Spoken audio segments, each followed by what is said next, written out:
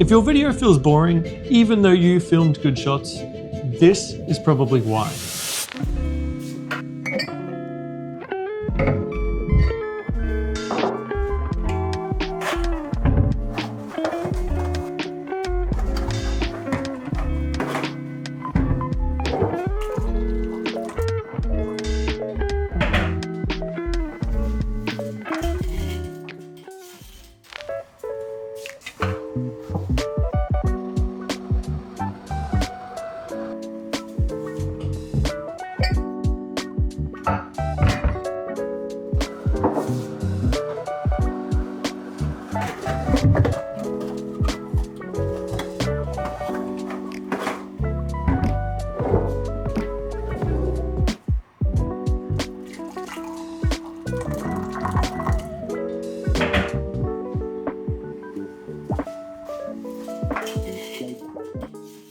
So which one do you think's better?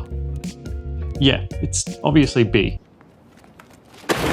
And outside of the fact that it's got a couple extra clips, it's the exact same footage, it's just cut differently. Now in my last video, I showed you guys how to film the shots on a tripod getting wides, mediums, and close-ups, which is what I've used in these videos. But in today's video, I'm going to be teaching you how to put those all together and create a cinematic sequence that flows. Most beginner edits feel a little bit flat, and that's because there's generally no structure to it. Now, if we look closely, this is option A. Now, I've highlighted each different type of shot, whether it's a wide, medium, or close-up, with a different color. And we've only got one wide, we've got a lot of mediums, which is orange, and we've got one close-up. And because of that, it doesn't really give you a lot of diversity in between the different shots. There's a lot of the same style of sort of distance from the subject, or the framing is the same sort of style multiple different times in a row, and it doesn't really have anything to break it up. Whereas if we go over to option B, there is a good range of different types of shots. So we got a bunch of wides used, we've got close-ups in between there, and then we still have our medium shots, because mediums are still important. It's just you don't want to have basically the majority of the edit all mediums without anything sort of in between them to sort of help the viewer sort of get pulled back in, if that makes sense. Now, the reason why option B feels so much better than option A is not just because I have thrown in extra close-up shots and extra wide shots to sort of break up those mediums, it's because of where the cuts are. Now, when you're recording those wides, mediums, and close-ups, you need to ensure that the same actions are getting repeated in the different types of shots, especially if you know that they're going to be following each other in the edit later on. So for example, if I'm grabbing a coffee cup in the wide, I need to be grabbing the coffee cup once again in the medium or the close-up before continuing on with what the scene is meant to be playing out. And that way in editing, I'm able to cut on that action and make the two different clips flow much easier than if there's a jarring cut and all of a sudden I'm doing something else. Now, that is a style you can do, but I'll show you how you can cut on the motion and exactly what I mean. So here I've got a timeline with 4 quick sort of shots. I have a wide, a medium, and then also 2 different close-ups. And these are what we're going to use to build a small sort of sequence. So just so you can get an idea of how you can cut on the motion or the action. Now, we do have a choice to make with these last 2 close-ups, and we'll go over that when we get to it and how you can decide sort of which way around you want to put them. But let's start with the beginning. So the wide sort of plays out as I'm walking towards the camera, walking towards this sort of object over here. Now, as I get there, I sort of stop and then it cuts. Now, the next shot is the medium shot, and I've just basically walked back to the same spot I started and done the same action. I've walked up to the signpost and I've stopped.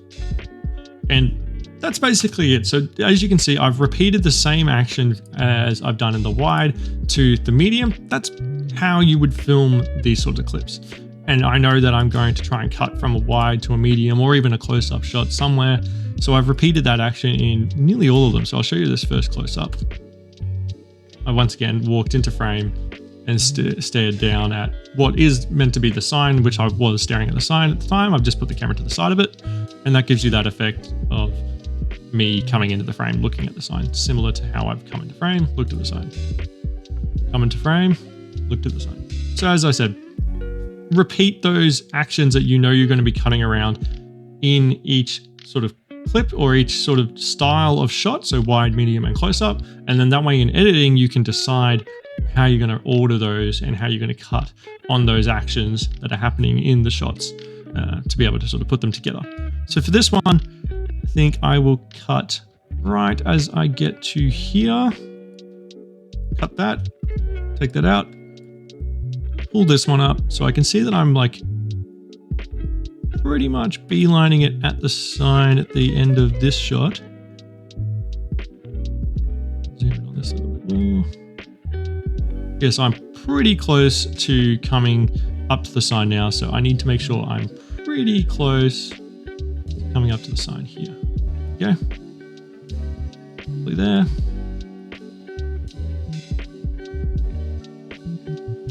Computer's lagging. There you go. See how that cut feels so much more seamless because it's essentially just changing perspective, but I'm doing the same exact action. Now we're going to keep watching the rest of this medium, and I stop and I freeze. All right, so I've got all of this space here to sort of work with what I've got. So we can even pull back a little bit on this to give us more room of the medium, because I think I'm not going to have this medium for very long. And then I think I might cut something roughly there. And I'm going to see which two close-ups we've got here. So we've got one where I walk into frame and I look at the sign. And then we've got another one where I walk into frame and am looking at the sign as well. So I think, because both of them are walking into frame, I can't start both of them on the walking in sequence. One of them's going to have to get cut halfway through. So I think for the sake of like context or intrigue, we're going to have this one first. I'll stop, I'll look at the sign, and then we'll cut to I'm already standing here looking at the sign. And then you see the sign basically. So looking at the sign, cut, and then bring this in so I'm already. Let's start on the blur where it's starting to focus on the sign. Right, so we'll play that out.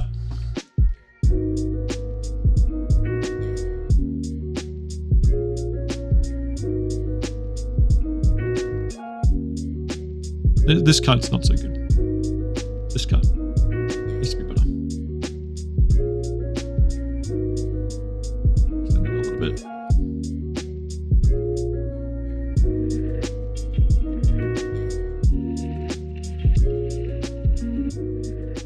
That's better. Another cool thing you can do here is you can get this wide at the beginning and have it finish on a wide. Just to sort of give it a little bit extra. So what I can do here is I can pull up this, see where it's ended, find a point where I'm staying still and looking at the sign. There we go. Get rid of that, pop it down. And now it finishes on the wide again. And don't be afraid to do that, because you don't have to put the clips in chronological order. It can be however you like, as long as it makes sense. And this flows and makes sense. Like I come into the frame, look at the sign. Well, I'm walking towards the sign, getting closer. I stop right at it. We see the sign, and then we see the scene again. And then that's it. That's pretty simple. Now, another really awesome thing that can help really elevate your videos is sound effects. So this video, as we can tell, it has 0 sound right now. And you want to add sound effects to that. Now, I could use the ambient camera noise that it recorded, but the camera quality, like the camera microphone, is terrible. So we're not going to do that. We're going to create a sound space by ourselves using a bunch of different sort of sound effects. So initially, we're going to try and add some ambient sort of sound. So I'm thinking we're going to use this sound. And that's because it sort of gives like a nice ambient tone to the space. It matches the vibe of the forest. Now we need to add something else. We need to add footsteps, right? So I've got a couple different footsteps tones. So we've got this one. Oh, that's a backpack actually. We've got this one. I don't think this one matches it enough. Then we've got this one. Now they sound a little bit too harsh initially, but we're going to be doing something to them to sort of help make it fit the space better. So I think we'll try with this one. Now the hard part is we're going to have to pair the footsteps up with the walking. So I'm going to quickly go through this and try and pair each footstep where I take the step to be the first sound. So that way it's, yeah, and then so on and so forth. I'll do that for each step, and then I'll sort of show you what that sounds like once I've done that, and then we can add the effects to them to make it sound even better. Okay, so this is what I've got now. Sorry, there was lag there.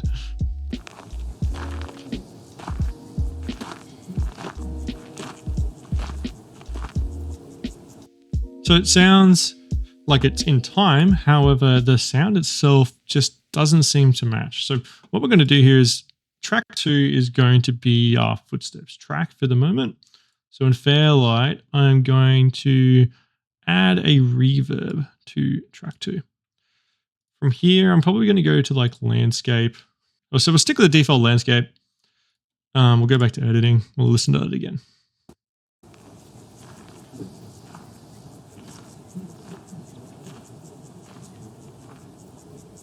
Okay, so it's subtle. It's hidden underneath the sound of the birds, which, to be fair, should be the loudest sound. We might add a reverb to that anyway, because I just want that to sound a little bit nicer. What's that sound?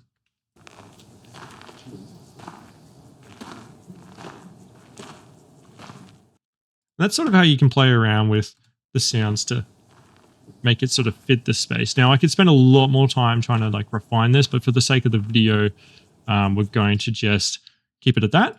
From there, you know, you just got the ambient sounds of me standing there. So that's really all you would need for this sort of shot, is just add a couple of sound effects to make it feel a little bit more alive, make it feel better and flow and make sense.